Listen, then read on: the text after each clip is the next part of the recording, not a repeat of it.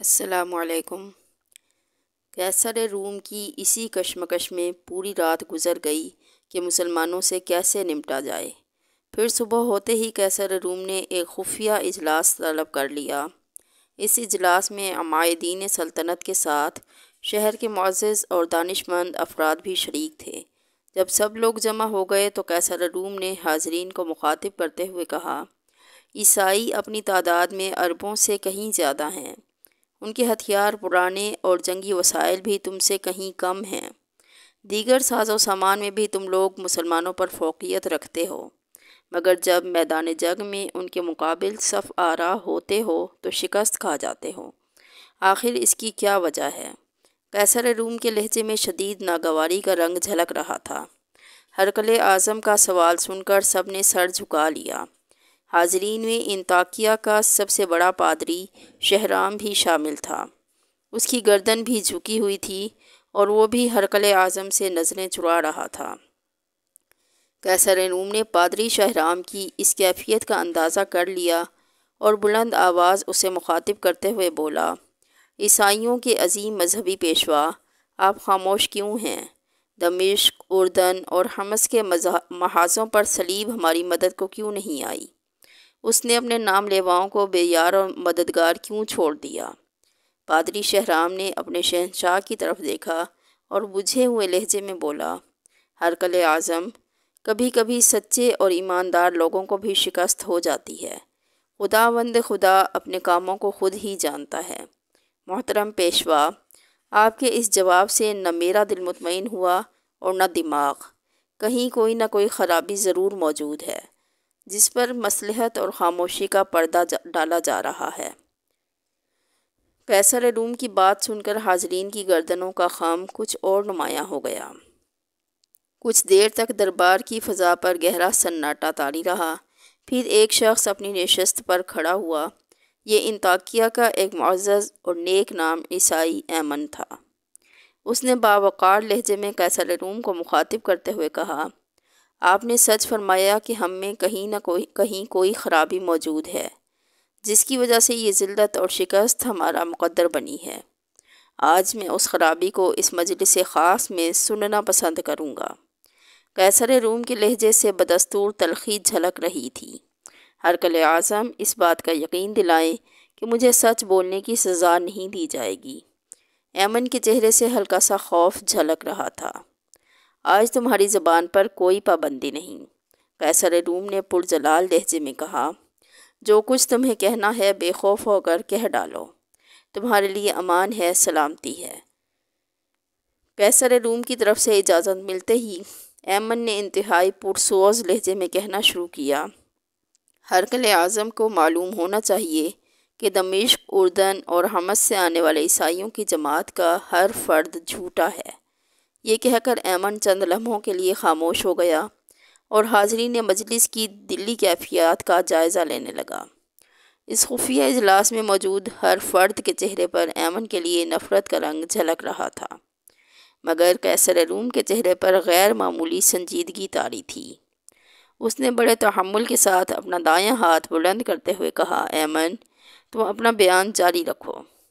دمشق اور اردن میں میرے بھی کچھ عزیز دوست رہتے ہیں۔ ان میں خوبصورت اور جوان اور نوخیز دوشیزائیں بھی شامل ہیں۔ 2 ہفتے پہلے ہی میرا ایک دوست انطاکیہ سے آیا تھا۔ اس نے مقدس باپ اور بیٹے کی قسم کھا کر بتایا کہ ان علاقوں میں تمام عیسائیوں کی جان و مال اور عزت و آبرو مکمل طور پر محفوظ ہے۔ ایک بار پھر حاضرین مجلس کے چہروں کے رنگ بگڑ گئے۔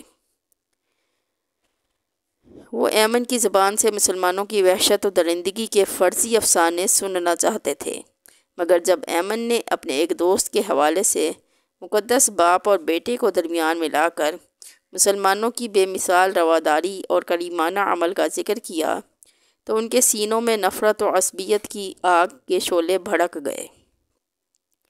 اس کے برعکس قیصر روم کے چہرے پر حیرت و سکوت کا رنگ نمایاں تھا۔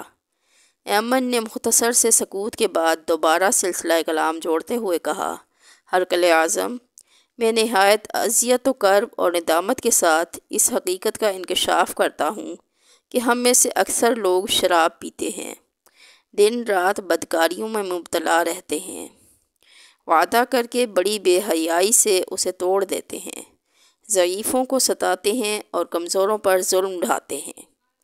اس کے برعکس مسلمانوں کا یہ حال ہے کہ جب کسی سے عہد کر لیتے ہیں تو اسے نبھانے کے لیے اپنی جان تک لگا دیتے ہیں۔ ان کا اخلاق ہم سے کہیں زیادہ بلند اور ان کا سلوک ہم سے کہیں زیادہ بہتر ہے۔ وہ رات کو عبادت کرتے ہیں اور دن میں روزہ رکھتے ہیں۔ وہ کسی پر ظلم نہیں ڈھاتے بلکہ اپنے بدترین دشمنوں کو بھی معاف کر دیتے ہیں۔ ان کے یہاں رنگ و نسل اور قبیلہ و خاندان کی کوئی تفریق نہیں، وہ سب آپس میں برابر ہیں۔ اس لیے مسلمانوں کے ہر کام میں جوش اور استقلال ہوتا ہے۔ اگر ہم نے دمشق، اردن اور حمص کی شکست سے سبق حاصل کر کے اپنے کردار نہیں بدلے تو ایمن نے جان بوجھ کر اپنی بات ادھوری چھوڑ دی تھی، مگر قیصر روم کے ساتھ تمام حاضرین مجلس بھی سمجھ گئے تھے کہ وہ کیا کہنا چاہتا ہے۔ پھر وہی ہوا جس کی طرف ایمن نے اشارہ کیا تھا۔ رومی عیسائیوں نے اپنی عادتیں نہیں بدلیں، یہاں تک کہ اللہ تعالیٰ نے ان کی حکومت بدل ڈالی۔ مسلمانوں کی مسلسل فتوحات کی خبریں سن کر قیصر روم گھبرا گیا اور پھر اس نے بڑی عجلت کے ساتھ شام چھوڑ کر قسطنطنیہ جانے کا فیصلہ کر لیا۔ جب انطاکیہ اور گرد و نواح کے عیسائیوں کو بادشاہ کے ارادے کی اطلاع ملی تو وہ قطار در قطار محل کے صدر دروازے پر جمع ہو کر گریہ وزاری کرنے لگے۔ یہ منظر دیکھ کر قیصر روم کی مذہبی غیرت نے جوش مارا اور پھر اس نے مسلمانوں سے مقابلے کا اعلان کر دیا۔ فوراً ہی برق رفتار قاصد ان علاقوں کی طرف روانہ ہو گئے جو قیصر روم کے زیر نگین تھے۔ ہرقل اعظم نے تمام عیسائی حاکموں کے نام ایک ہی فرمان جاری کیا تھا کہ عیسائیت کو مسلمانوں سے شدید خطرہ لاحق ہے، صلیب تمہیں پکار رہی ہے۔ قیصر کے اس فرمان نے عیسائیوں کے مذہبی جذبات میں آگ لگا دی اور وہ طوفان برق و باد کی طرح انطاکیہ پہنچ گئے۔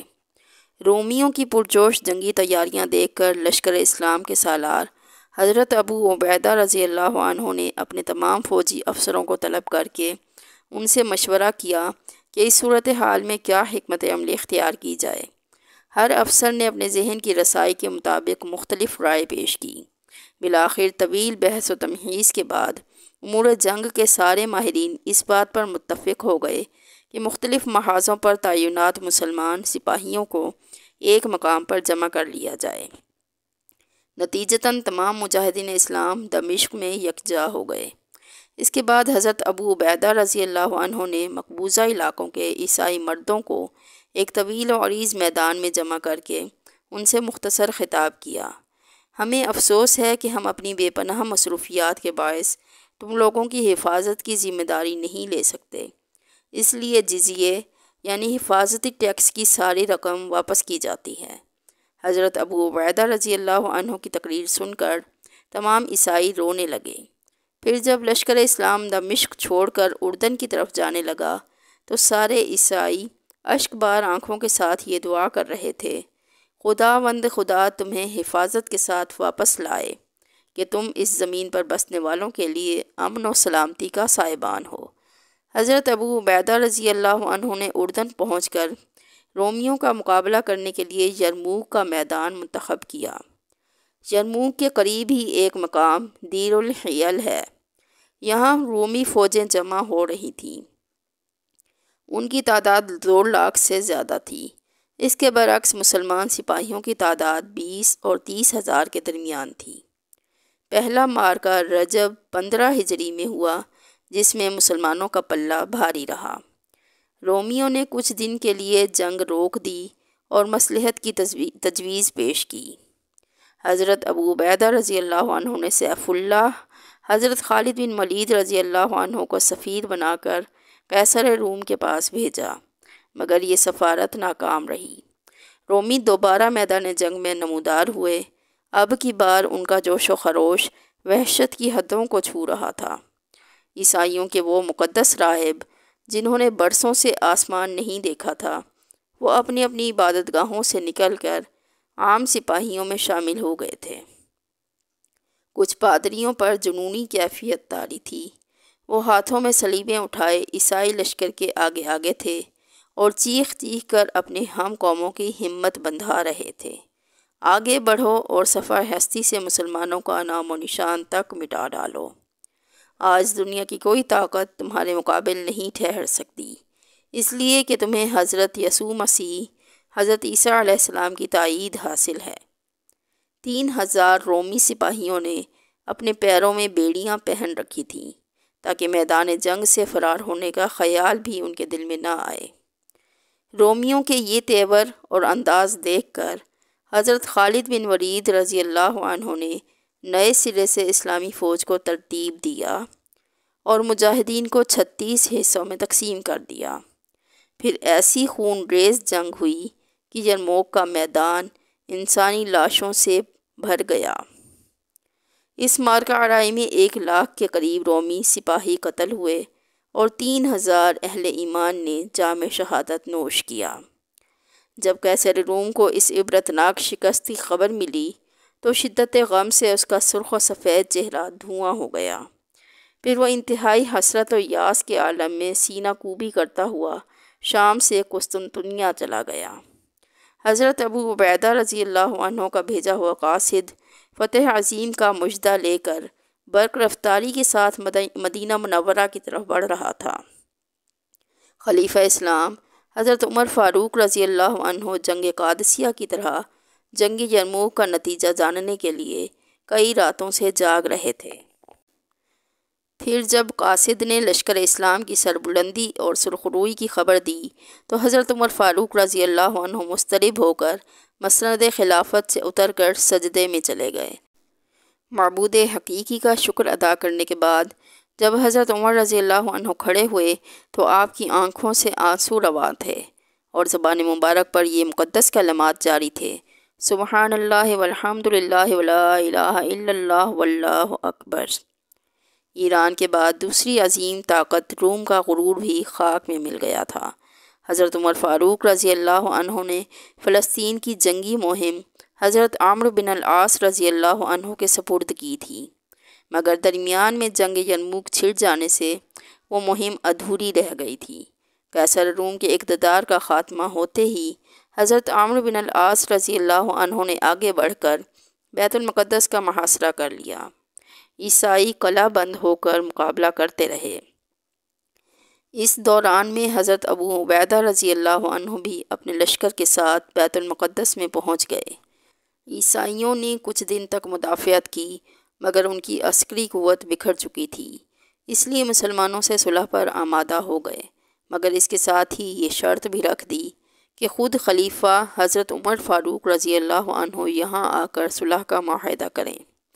یہ بڑی عجیب شرط تھی، مگر حضرت ابو عبیدہ رضی اللہ عنہ نے فوراً ہی قاصد کو ایک خط دے کر مدینہ منورہ کی طرف روانہ کیا۔ خط میں یہ عبارت درج تھی: اگر خلیفہ بنفس نفیس یہاں تشریف لے آئیں تو بیت المقدس جنگ و جدل اور خون ریزی کے بغیر مسلمانوں کے قبضے میں آ سکتا ہے۔ حضرت عمر فاروق رضی اللہ عنہ نے حضرت ابو عبیدہ رضی اللہ تعالی عنہ کا خط پڑھا، حضرت عثمان غنی رضی اللہ عنہ اور حضرت علی رضی اللہ عنہ سے مشورہ کر کے بلا تاخیر فلسطین کے سفر پر روانہ ہو گئے۔ آسمان کی آنکھ نے ایسا منظر نہ پہلے کبھی دیکھا تھا، نہ آئندہ کبھی دیکھے گی۔ حضرت عمر فاروق رضی اللہ عنہ اس حالت میں مدینہ منورہ سے روانہ ہوئے کہ ستوؤں کا ایک تھیلا، ایک اونٹ، ایک غلام اور ایک لکڑی کا پیالہ آپ کا سامان سفر تھا۔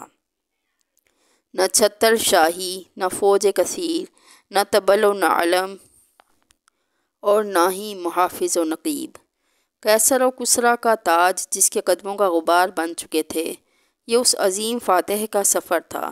کبھی غلام اونٹ کی مہار پکڑ کر چلتا اور حضرت فاروق رضی اللہ عنہ اونٹ کی پشت پر سوار ہوتے، اور کبھی غلام اونٹ پر سوار ہوتا اور حضرت عمر فاروق رضی اللہ عنہ اونٹ کی مہار پکڑ کر آگے چلتے۔ یہ 18 ہجری رجب کا مہینہ تھا۔ جابیہ کے مقام پر اسلامی فوج کے اعلیٰ افسروں نے حضرت عمر فاروق رضی اللہ عنہ کا استقبال کیا۔ اس وقت یہ فوجی افسر ایران کے قیمتی ریشمی کپڑوں کی قبائیں پہنے ہوئے تھے۔ انہیں دیکھ کر حضرت عمر فاروق رضی اللہ عنہ غضبناک ہو گئے۔ تم لوگوں نے اتنی جلدی اسلامی سادگی کو چھوڑ کر عجمیوں کی عادتیں اختیار کر لیں۔ فوجی افسران نے ریشمی قباؤں کے دامن اٹھا کر دکھائے جن کے نیچے جنگی ہتھیار موجود تھے۔ حضرت عمر فاروق رضی اللہ عنہ خاموش ہو گئے۔ بیت المقدس کے عیسائی رئیس بھی جابیہ پہنچ گئے۔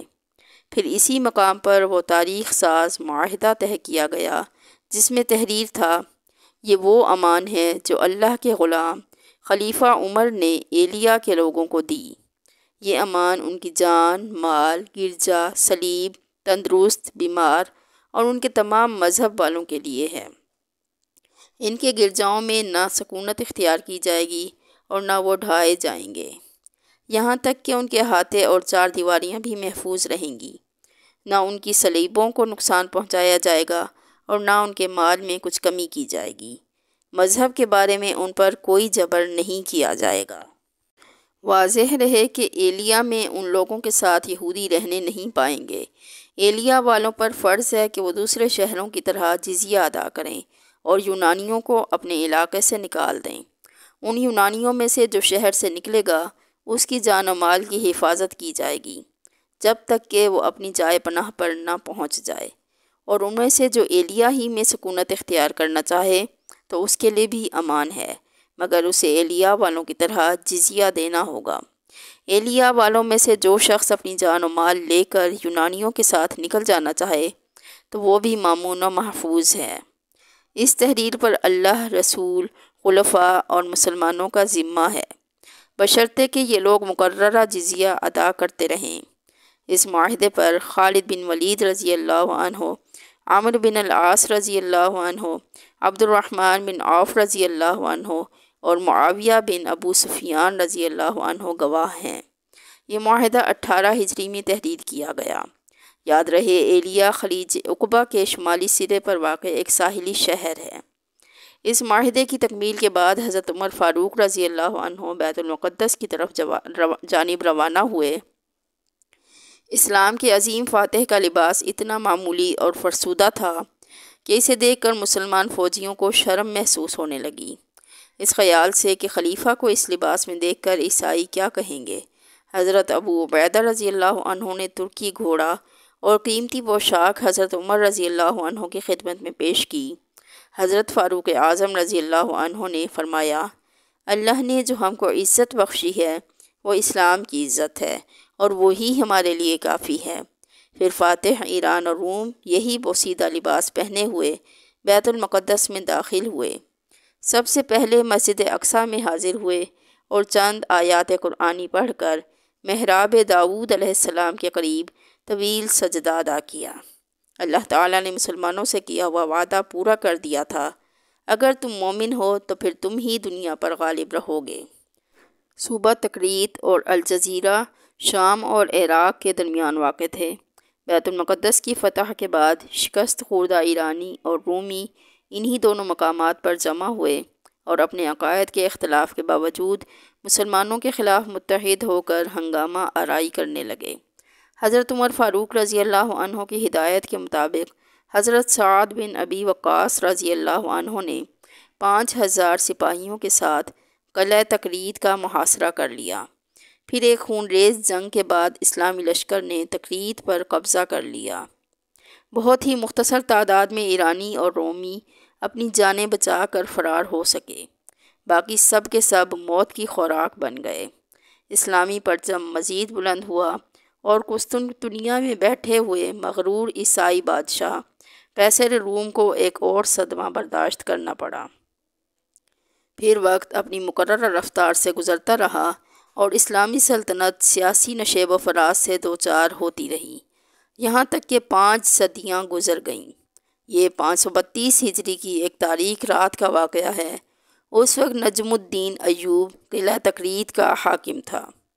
نجم الدین ایوب کا تعلق کردوں کے معزز ترین قبیلے کرویہ سے تھا۔ نجم الدین ایوب آسائش اور عزت و وقار کی زندگی گزار رہا تھا کہ اچانک بدبختی اس کے خاندان پر سایہ فگن ہو گئی۔ تقرید کے حاکم اعلیٰ مجاہد الدین کی طرف سے ایک حکم نامہ جاری ہوا جس میں کہا گیا تھا کہ نجم الدین ایوب اور اس کا چھوٹا بھائی اسد الدین شیر کو اسی وقت تقرید چھوڑ کر بہت دور چلے جائیں۔ جب نجم الدین ایوب انتہائی شکستگی کے عالم میں سامان سفر باندھ رہا تھا، اسی وقت محل میں ایک نو مولود بچے کی چیخیں سنائی دینے لگیں۔ دنیا میں آنے والا یہ بچہ تقرید کے معزول حاکم نجم الدین ایوب کا فرزند تھا۔ کچھ دیر بعد ایک کنیز بچے کو لیے ہوئے نجم الدین ایوب کی خدمت میں حاضر ہوئی۔ پہلے اس نے انتہائی پرجوش لہجے میں بیٹے کی پیدائش پر باپ کو مبارکباد دی، پھر ادب و احترام کے ساتھ عرض کرنے لگی، امیر محترم، چھوٹے امیر کے کانوں میں اذان دے کر ان کا نام تجویز کر دیجیے۔ کنیز کی بات سن کر نجم الدین ایوب غضبناک ہو گیا اور چیخ کر بولا، میرے سامنے سے لے جاؤ اس کو، میں اس کی شکل بھی دیکھنا نہیں چاہتا۔ یہ بچہ فاتح اعظم صلاح الدین ایوبی تھا جسے اس کا باپ منحوس سمجھتا تھا۔ نجم الدین ایوب کی کنیز بچے کو لیے ہوئے اس کی ماں کے پاس پہنچی۔ کنیز کا چہرہ بجھا بجھا سا تھا۔ خانم، کیا بات ہے؟ نجم الدین ایوب کی بیوی نے کنیز سے پوچھا۔ جب تم بچے کو لے کر اپنے آقا کے پاس جا رہی تھی تو بہت زیادہ خوش تھی، مگر اب تمہارے چہرے سے گہری اداسی جھلک رہی ہے، آخر اس کی کیا وجہ ہے؟ کنیز خانم نے بچے کو اپنی مالکہ کے پہلو میں لٹایا اور اداس لہجے میں کہنے لگی، آقا اپنے بیٹے کی پیدائش سے خوش نہیں ہیں۔ نجم الدین ایوب کی بیوی کے چہرے پر حیرت و فکر کے سائے لرزنے لگے۔ آخر میرے بچے میں کیا خرابی ہے؟ وہ خوبصورت ہے، اس کے ہاتھ پاؤں صحیح سلامت ہیں۔ ماں کے کلیجے سے ناگواری کا رنگ جھلک رہا تھا۔ کنیز خانم سر جھکائے خاموش کھڑی رہی۔ وہ اپنے آقا نجم الدین ایوب کے الفاظ دہرانا نہیں چاہتی تھی۔ نجم الدین ایوب کی بیوی کچھ دیر تک کنیز کے جواب کا انتظار کرتی رہی، مگر جب وہ کئی بار سوال کرنے پر بھی نہ بولی تو اس نے تیز لہجے میں خانم کو حکم دیتے ہوئے کہا، دوبارہ اپنے آقا کے پاس جاؤ اور میرا پیغام دو کہ میں انہیں یاد کر رہی ہوں۔ کنیز خانم خاموشی کے ساتھ چلی گئی اور اس نے نجم الدین ایوب کے سامنے اپنی مالکہ کے الفاظ دہرا دیے۔ خانم کچھ دیر تک کھڑی اپنے آقا کے جواب کا انتظار کرتی رہی، مگر جب نجم الدین ایوب اس کی طرف متوجہ نہ ہوا تو وہ الٹے قدموں واپس چلی گئی۔